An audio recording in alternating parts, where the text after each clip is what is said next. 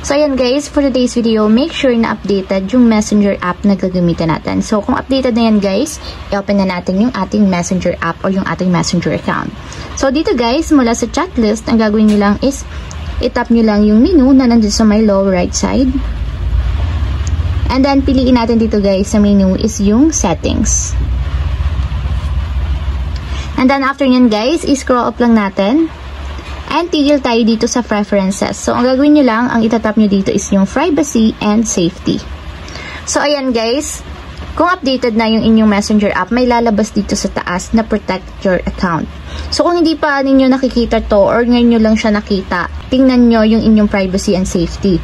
And kung nandito na kayo guys, itap nyo lang dito yung start para ma-secure and maprotektahan yung ating account. So, kung makikita nyo guys, is naka-all set na dito yung aking Messenger account. So, ibig sabihin, secure na siya and double na yung security features ng aking account dito sa Messenger.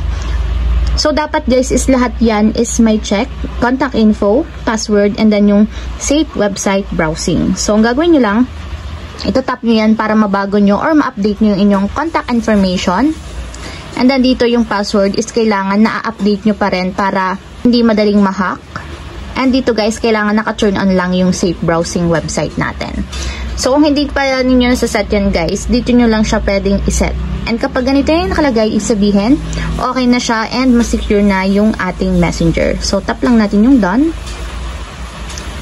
And ayun lang guys, ganun lang kasimple kung paano nga ba mas mapoprotektahan ang ating Messenger account.